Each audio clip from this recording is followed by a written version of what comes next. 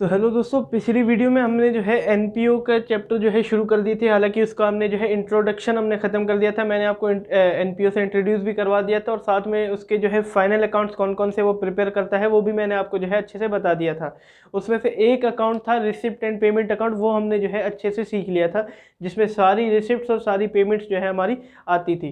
ठीक है, और मैंने आपको ये भी बताया था कि इससे जो है एग्जामिनेशन के क्वेश्चन ज़्यादातर नहीं बनते। कोई रिसिप्ट एंड पेमेंट अकाउंट बनाने को आपका आता नहीं है, ये सिर्फ जो है बेसिक कॉन्सेप्ट को क्लियर करने के लिए है। उसका एक जो है इंट्रोडक्शन दे देता है कि हमें समझ में आ जाना चाहिए कि ये चीज़ जो है एनपीओ के अकाउंट्स बनते कैसे हैं। ठीक है, आज हम जो चैप्टर करने वाले हैं वो financial statement not for profit organisation का है, यानी कि एनपीओ का मेन चैप्टर, जिससे हमारे जो है एग्जामिनेशन के क्वेश्चन बनते हैं। बहुत ही इंपॉर्टेंट चैप्टर है। अगर आप एग्जाम के क्वेश्चंस देखोगे तो ट्रेडिंग पीएनएल अकाउंट बनाने के बाद, यानी कि फाइनल अकाउंट्स के बाद जो एक चूजिंग में क्वेश्चन दिया गया होता है वो इसी से ही आता है, यानी कि नॉट फॉर प्रॉफिट ऑर्गेनाइजेशन से ही आता है। ठीक है, जिसमें हमें जो है एक receipt and payment account given होता है, उससे हमें जो है इनकम एंड एक्सपेंडिचर अकाउंट और बैलेंस शीट को जो है बनाना होता है। ठीक है, तो आज हम जो है एक मेन टॉपिक करेंगे इस वीडियो में। ठीक है, वो एग्जाम के पॉइंट ऑफ व्यू से बहुत ही इंपॉर्टेंट है। तो अगर आपको इस कंटेंट में इंटरेस्ट है तो प्लीज़ मेरे चैनल को जरूर से सब्सक्राइब करें, अपने फ्रेंड्स रिलेटिव के साथ उसको शेयर करें। तो चलिए आइए बिना टाइम वेस्ट के इस वीडियो को शुरू करते हैं।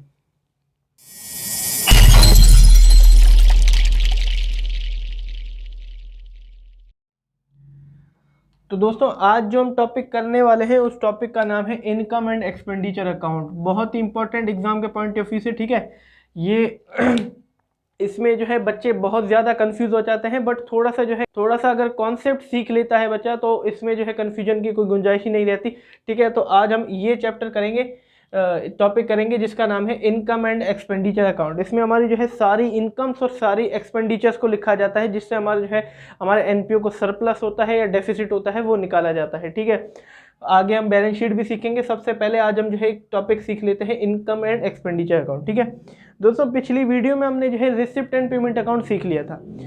उसी से ही हमें जो है आइटम्स उठाने हैं, उसको डालना है इनकम और एक्सपेंडिचर अकाउंट में। रिसिप्ट साइड जो हमारी जो है पैसा आया है, हाल की वो हमारी इनकम हुई, और जो है पेमेंट्स हुई वो हमारी एक्सपेंडिचर हुई। उसी से ही आइटम लेके इसमें जो है हमें डालना है।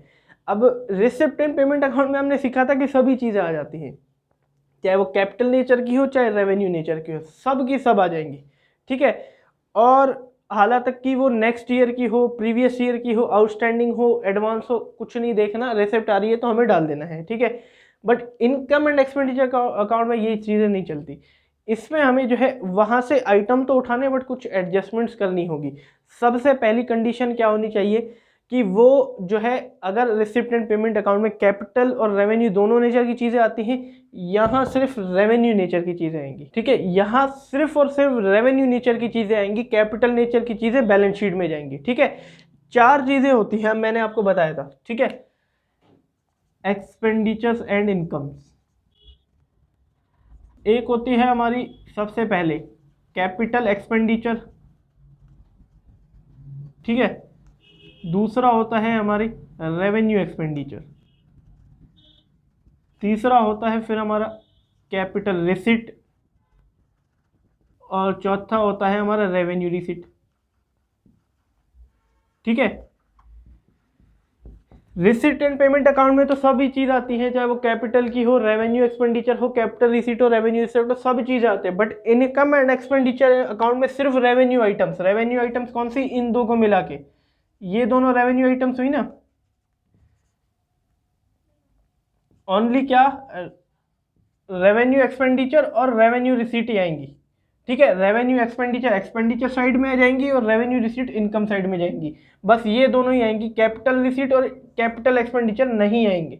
ठीक है, ये ध्यान रखना है, हमें सिर्फ रेवेन्यू आइटम्स को इसमें ट्रांसफर करना है, कैपिटल के आइटम्स को ट्रांसफर नहीं करना। कैपिटल के आइटम्स जो है वो बैलेंस शीट में ट्रांसफर होंगे।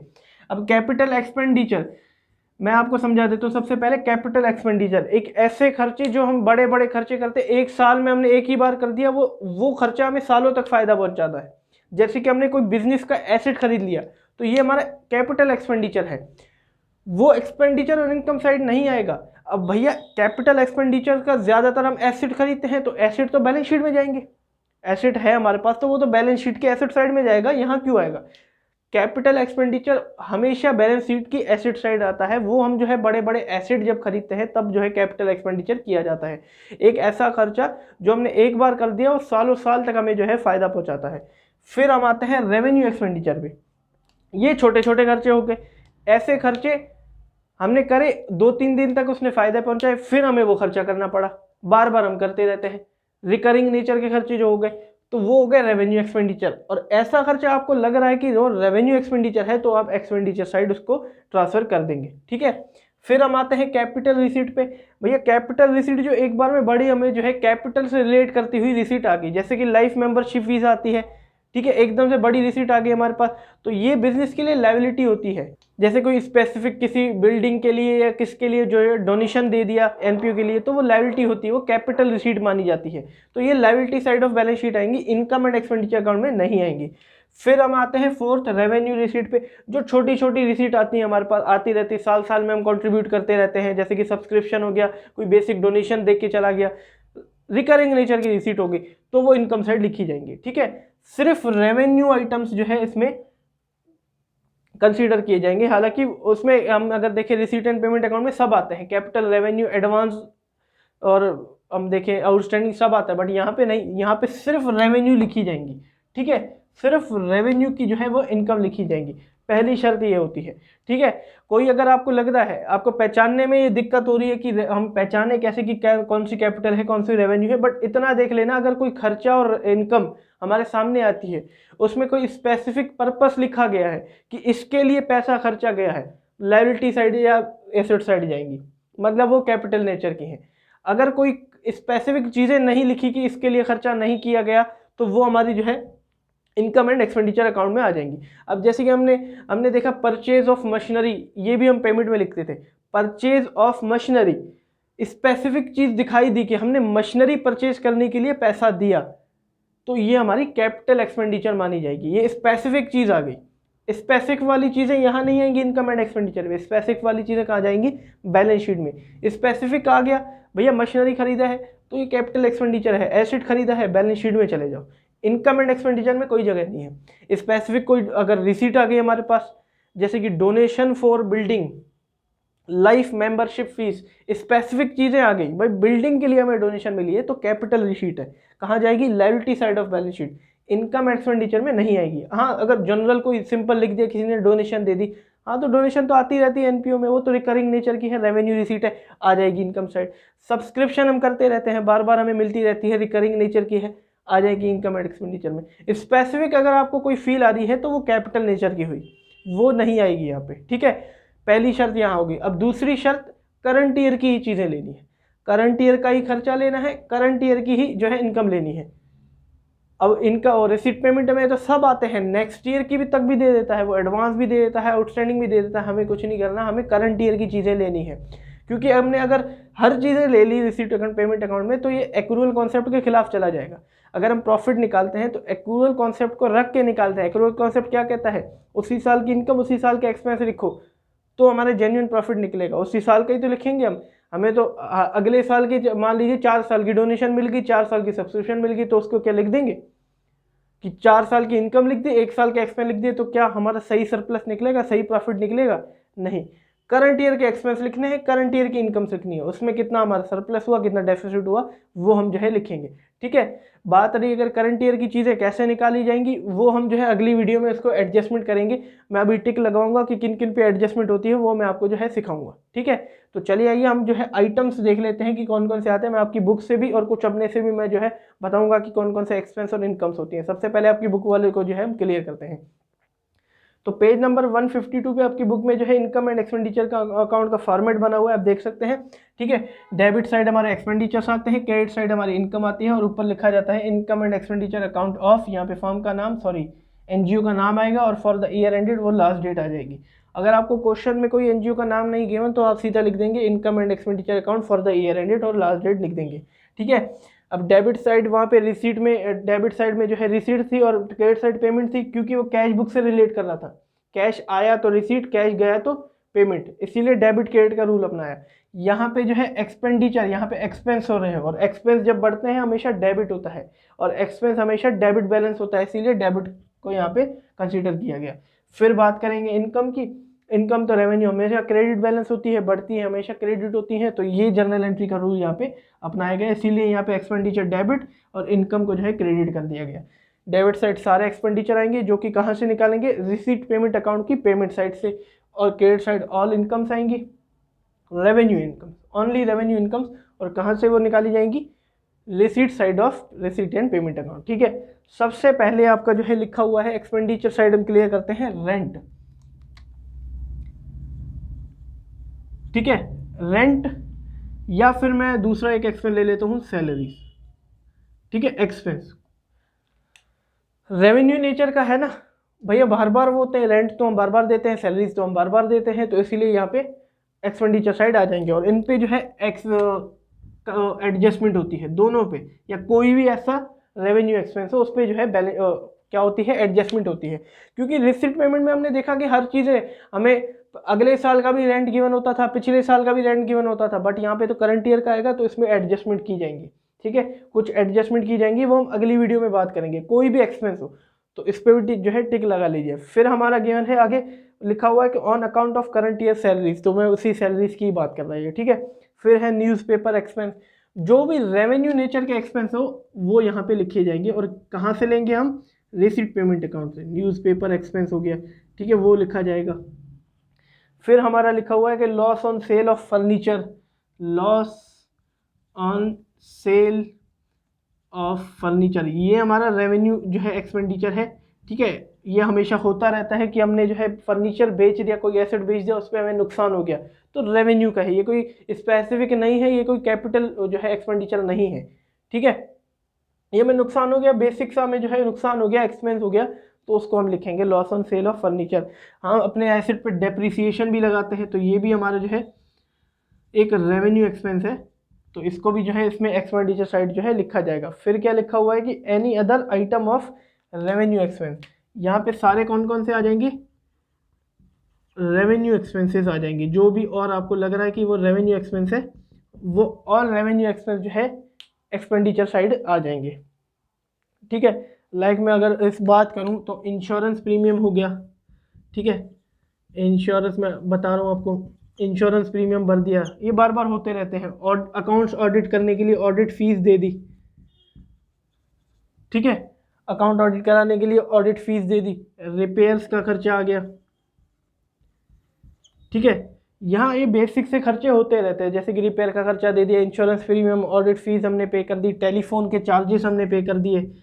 ठीक है, टेलीफोन के चार्जेस हमने पे कर दिए, आपको पोस्टेज गिवन होता था तो पोस्टेज हमने दे दी, तो ये सारे रेवेन्यू एक्सपेंस हैं, तो ये सारे जो है एक्सपेंडिचर साइड आ सकते हैं। ठीक है, ये सारे हम जो है लिख सकते हैं। और अगर आपकी बुक से और देखें तो हम, तो यहाँ लिखा है एक्सपेंस ऑन कंज्यूमेबल आइटम। ठीक है, एक्सपेंस ऑन कंज्यूमेबल आइटम।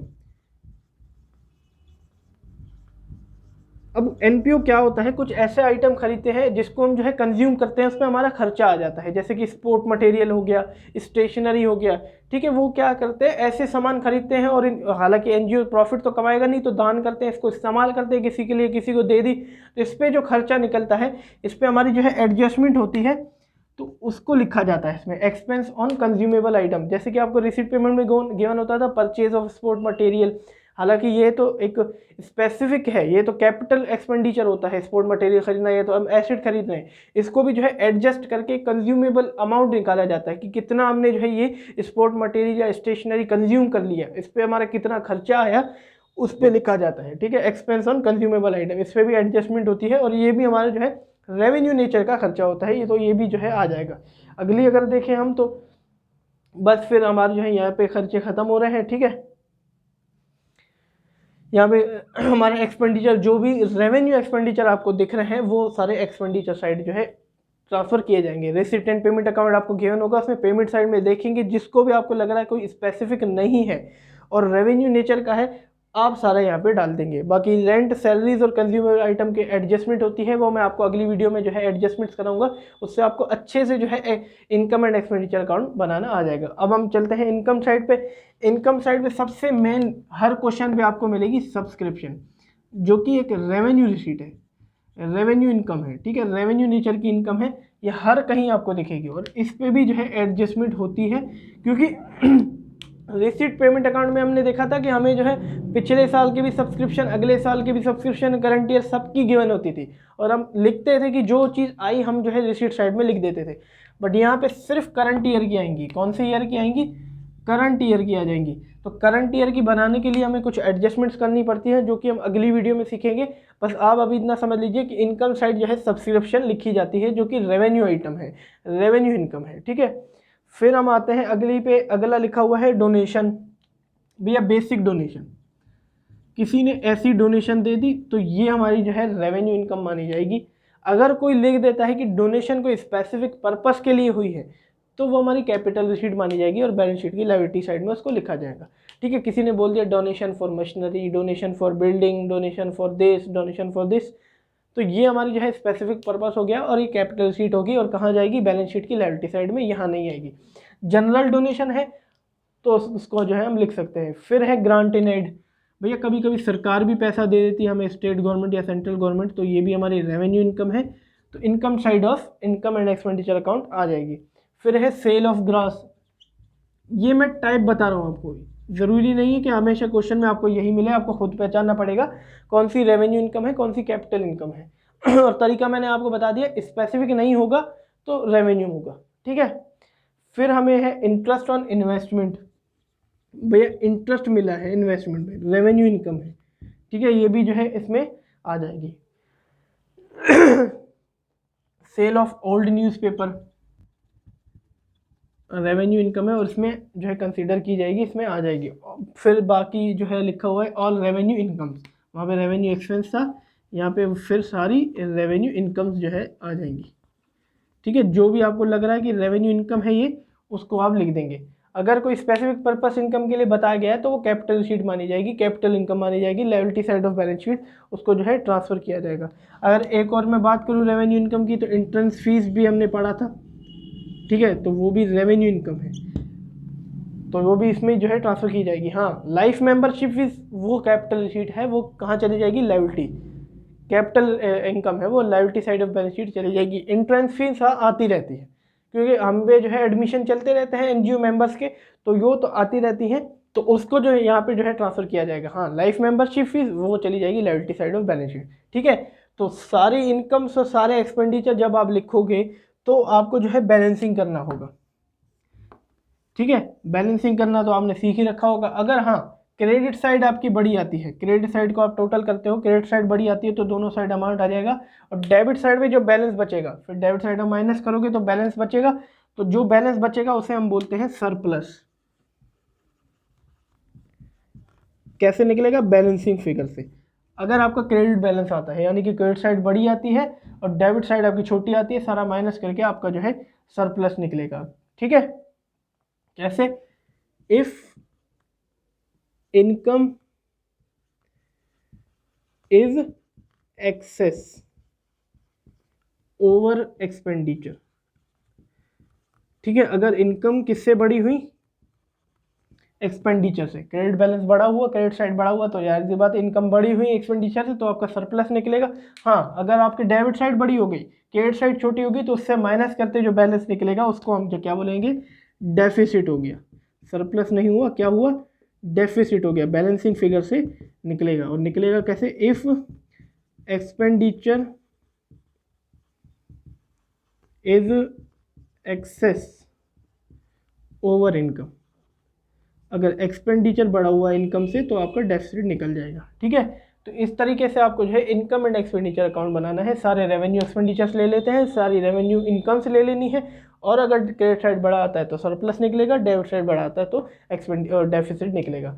अब इसको प्रॉफिट और लॉस हम क्यों नहीं बोल रहे? क्योंकि प्रॉफिट लॉस के लिए तो काम ही नहीं कर रही है एनजीओ, वो तो सेवा भाव के लिए काम कर रही है। उसको बस इतना देखना है कि हमारा एनजीओ जो है सरप्लस में चल रहा है या डेफिसिट में चल रहा है, बस। प्रॉफिट लॉस की तो बात ही नहीं होगी। प्रॉफिट लॉस तो उसमें किया जाता है जो प्रॉफिट के लिए काम करती है, जो ऑर्गेनाइजेशन प्रॉफिट के लिए काम करती है। जैसे बिजनेस कर रही है, बिजनेस तो कर ही नहीं रहे, ये तो सोशल के लिए काम कर रही है। बस इसको इतना देखना है कि हमारी ऑर्गेनाइजेशन सरप्लस में है कि ये डेफिसिट में है, ठीक है। इसीलिए इसको प्रॉफिट और लॉस नहीं लिखा जाएगा, सरप्लस और डेफिसिट लिखा जाएगा। और सरप्लस आपका जो है कैपिटल फंड में जाके ऐड होगा, और कैपिटल फंड आपका ओपनिंग की बैलेंस शीट में निकलेगा। एनपीओ एक ऐसा चैप्टर है जिसमें 2 बैलेंस शीट बनती है, ओपनिंग की और एंडिंग की, ठीक है, वो हम आगे सीखेंगे। जब मैं आपको क्वेश्चंस कराऊंगा, आप मेरे साथ क्वेश्चंस करेंगे तो आप जो है इसको सीख जाएंगे। फिलहाल आप इसको जो है नोट कर लीजिए। तो दोस्तों आपकी बुक में जो है 2 इलस्ट्रेशन दिए गए हैं, उससे हम जो है सेकंड इलस्ट्रेशन एक बार कर लेते हैं, ठीक है। सेकंड इलस्ट्रेशन मैं आपको यहाँ पे करा देता हूँ, और फर्स्ट इलस्ट्रेशन जो है बहुत आसान है, वो मैं आपको जो है बता देता हूँ कि किस टाइप से जो है हमें करना है। तो हमें जो है रिसीट एंड पेमेंट गिवन होता है, और रिसीट एंड पेमेंट अकाउंट से हमें जो है इनकम और एक्सपेंडिचर को पहचान करना है कि कौन कौन से रेवेन्यू आइटम्स है और करंट ईयर के हैं, तो उसको जो है हमें रिकॉर्ड करना है। बात रही एडजस्टमेंट्स की, तो एडजस्टमेंट हमें कोई नहीं गिवन, ऐसी सीधा हमें जो है हर चीज़ करंट ईयर की गिवन है, तो हम जो है income and expenditure account basic सा बना सकते हैं, ताकि आपका जो है एक कॉन्सेप्ट क्लियर हो जाए, ठीक है। तो आप जो है पेज नंबर 156 को लीजिए, जिसपे हमें जो है इलस्ट्रेशन 2 गिवन है। उस पर लिखा हुआ है कि prepare income and expenditure account from the receipt and payment account of youngster health club Jhansi for the year ended December 31 March 2013, 31 दिसंबर 2013। तो मैंने लिख दिया income and expenditure account of, यहाँ पे फॉर्म एनजीओ का नाम लिख दिया youngster health club for the year ending December 31। और आप इस तरीके से भी लिख सकते हो, और जो आपकी बुक में तरीका है लिखा हुआ है कि books of youngster health club, तो इस तरीके से लिख सकते हो। कोई आपका जो है इससे आंसर गलत नहीं होगा, फॉर्मेट ये भी ठीक है और आपकी बुक वाला भी जो है ठीक है। अब हमें डेबिट साइड सारे एक्सपेंडिचर लिखने हैं और क्रेडिट साइड सारी इनकम लिखनी है। कौन सी? रेवेन्यू नेचर की लिखनी है। अगर कोई कैपिटल नेचर की हुई तो बैलेंस शीट में जाएंगी, या तो एसेट साइड या तो लायबिलिटी साइड, ठीक है। सबसे पहले यहाँ पे ओपनिंग बैलेंस गिवन है, और हमने रिसीट एंड पेमेंट अकाउंट किया था। ओपनिंग बैलेंस किसका होता है? उसमें कैश का होता है भाई। अब कैश तो वो बैलेंस शीट में जाएगा क्योंकि वो एसेट है, तो वो तो आ नहीं सकता रिसीट साइड में। फिर लिखा हुआ है कि सब्सक्रिप्शन, हमें सब्सक्रिप्शन गिवन है और सिर्फ करंट ईयर की गिवन है, आप देख सकते हैं। तो सब्सक्रिप्शन क्या रेवेन्यू आइटम है? बिल्कुल रेवेन्यू आइटम है, अभी हमने किया, वो तो बार बार रिकरिंग नेचर की मिलती है हमें, कोई कैपिटल रिसीट तो है नहीं। सब्सक्रिप्शन लिख देंगे, इनकम है लिख देंगे। अमाउंट जो हमें सब्सक्रिप्शन का गिवन है 16,000 गिवन है। फिर हमें गिवन है एंट्रेंस फीस। एंट्रेंस फीस अभी हमने पढ़ा, बिल्कुल रेवेन्यू रिसीट है, वो रेवेन्यू इनकम है, बार बार मिलती रहती है, जब भी मेंबर एडमिशन लेते हैं तो लिख देंगे एंट्रेंस फीस 200। फिर आगे लिखा हुआ है सेल ऑफ इन्वेस्टमेंट, हमने इन्वेस्टमेंट बेच दिया, एक ऐसा इन्वेस्टमेंट जो हमारा एसेट होता है वो हमने बेच दिया, तो क्या ये हमारे रेवेन्यू इनकम हुई? बार बार नहीं होती, बार बार हम इन्वेस्टमेंट नहीं बेचते, ये हमारी कैपिटल रिसीट हुई, ठीक है। तो कहाँ जाएगी? बैलेंस शीट में जाएगी, यहाँ पे नहीं आएगी, ये हमारी रेवेन्यू इनकम नहीं है, ये हमारी कौन सी है? कैपिटल इनकम है, तो ये नहीं आएगी। फिर लिखा हुआ है सेल ऑफ ओल्ड अलमीरा, ये तो होता रहता है, फर्नीचर हो गया, पुरानी अलमीरा हो गई, तो ये तो मैम ने अभी पढ़ लिया, ठीक है। जिसपे हमें फर्नीचर पे लॉस हुआ था हमने अभी पढ़ लिया, ये तो बार बार होते रहते, कभी बेच दिया हमें नुकसान हो गया, तो ये तो रेवेन्यू आइटम है। और सेल ऑफ ओल्ड अलमीरा हमने जो है 800 की बेची, और नीचे ब्रैकेट में लिखा हुआ है कि बुक वैल्यू ₹1800।